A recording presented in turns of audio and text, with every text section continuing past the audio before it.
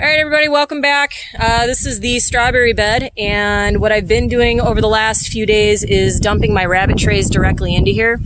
Rabbit manure is a cold manure, so you can use it immediately in the beds, but what this also gives me is a really good opportunity to seed my mushroom spawn into the bed, because it's going to like to eat up all of that straw, and then I'll top it with dirt. So what I have here, and I know the wind's bad. If it gets really out of control, I'll end up just doing a voiceover.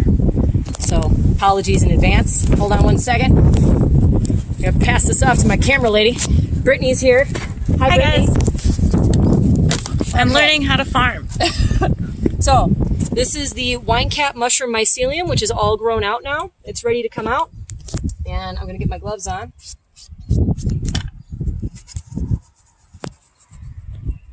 That's so crazy. Pretty cool, huh? Think of it as like a mushroom's root system is really what it is. So all you do is you break it up.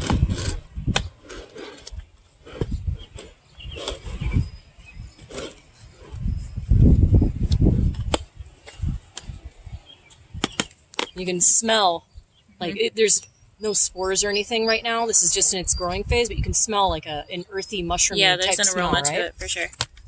That's a good sign.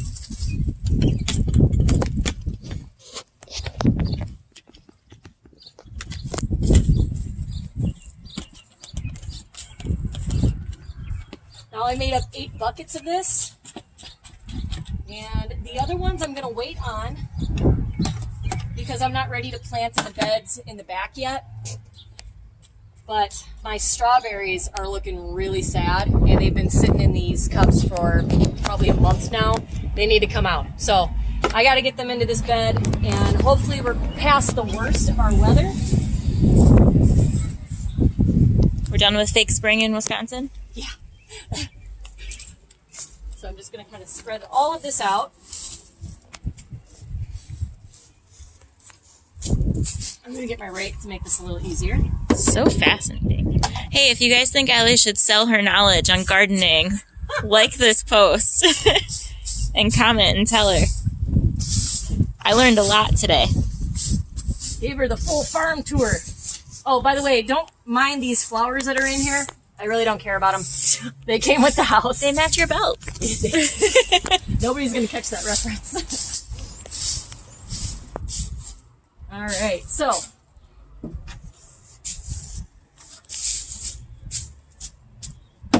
wow, it really smells like mushrooms over here now. So now that part's done, get my stuff out of the way, because I have to top this with dirt, and once it's topped with dirt, I'm just going to level it out, and we'll see if I need to get another wheelbarrow or not.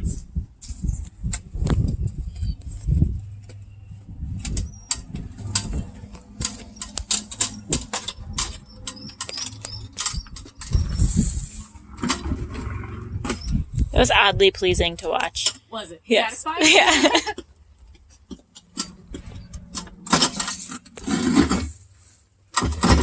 That one, not as much. No.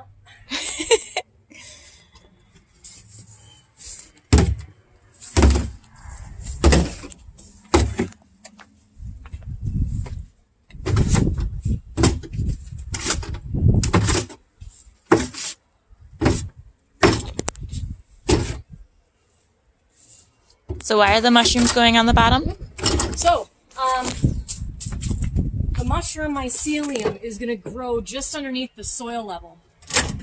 And as it expands, just like it completely overgrew that bucket and it turned that bucket all white, it's going to do the same thing to the straw level underneath the soil layer. Now, wine cap mushrooms will fruit twice a year, spring and fall, or whenever it gets the ideal conditions that it wants, it will fruit. And ideally, you want to give it something, plant it with something that's going to give it some kind of shade, which is why this is also going to be my strawberry bed. Because when strawberries, I know these are very tiny little leaves, but when these grow out, they're going to have like dinner plate sized leaves. And that's going to offer a ton of shade. Nice. This awning probably helps too, right? A little bit.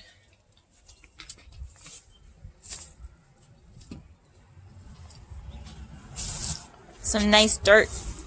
It is. It actually really is. I didn't mean that. It's compost, that's why. It's composted mushroom compost, and also got some composted manure in it.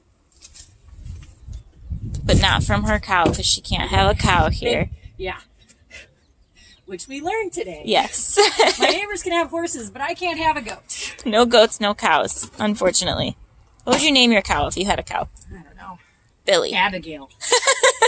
I do have a plan, though. My plan is to one day, what is that? One day convince the mayor of this fine city to grant me some sort of goat permit. That'd be cool. I've got a plan. I have a poli-sci degree. I can just run for mayor of Muskego, and then I'll just grant you a permit. There you go. All right, so, without twisting my ankle, next thing I'm going to do is I'm going to get my bulb planting tool, which is actually really convenient to use, and I'm going to make 20 holes because I've got 20 strawberry plants.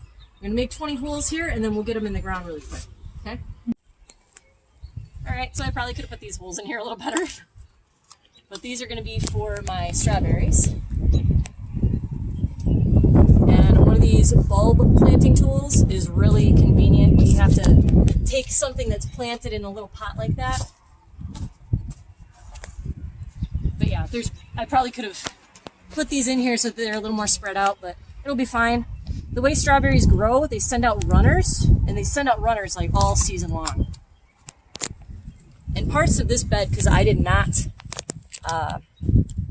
cardboard this bed, parts of this bed are still really hard to get through. There's a clay layer underneath this. It was broad forked once last year, but that was it.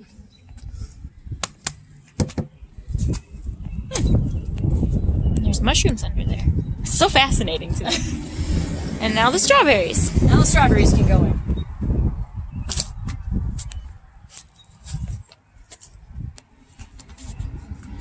Squeeze. Yeah, these are looking really sad. When I bought them, they were really good looking.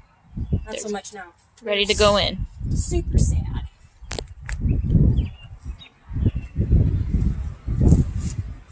So once these are all in, do you have to water them? Not for a few days, and we're expecting rain anyway. Mm-hmm. These are pretty well saturated right now.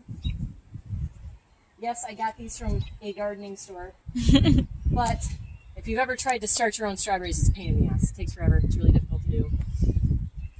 Yeah, I've heard strawberries and watermelon are like the hardest. Oh, watermelon's really easy. Is it? Yeah, watermelon I can do easy. But strawberries, the seeds, they have to cold stratify. If they don't cold stratify properly, they don't germinate. So what's easier to do is to plant starts, and then you're going to get runners, and then you can save your runners and grow the runners into new plants. See? Learning so much. Not a white belt in gardening. The variety I got is the Ozark Beauty. They are an everbearing, which means that they will produce berries all season long. And we are zone 5A, and these are tolerant to, I want to say 4, which means that they will be perennial here. So they will come back next year, and also if we get a frost or whatever, they'll be fine. They're not going to die. That's nice. Yeah. Like the cherry trees. Yep. And those are over there. I'm really excited to get those cherry trees too. But whenever that nursery calls to let us know that our order is ready for pickup, I cannot wait to see them all planted next to the road. And just imagine what all this is going to look like grown in 10 years from now. All those trees that we did plant that are just little babies, all grown in next year. Or not next year, excuse me, but within the next 5-10 years, it's going to be really impressive. Oh, this little guy. Oh no! no! Lost one. That one had a plant in it. That's okay. Will this grow more than what's in here? Like, will the roots go deeper and it's just start growing in other spots? Outside of this bed? Yeah, like outside of these holes. Yes. Outside the holes, yes. So this whole bed is going to end up filling up with strawberries. Honestly, I'm going to end up putting a net over it too, because the birds are going to come steal the berries before I ever get to them. along with the chipmunks. Anything else that likes berries will be in here before I get to them. All the wildlife. Yep.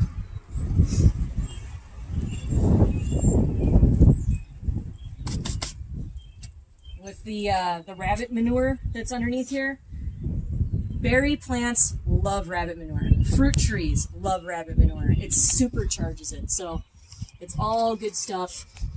There's a worm in here. Back in you go. Alright, so that's pretty much it. I'll give you guys another update when we have some runners taken off. I doubt that we're going to see any activity from the mushrooms this spring, but probably by fall. But I will give you another update when I am planting out the wine cap spawn in the garden beds. So as far as the berry patch goes, this is all that's going to be getting it. And yeah, so that's pretty much it. Cool. See you guys next time.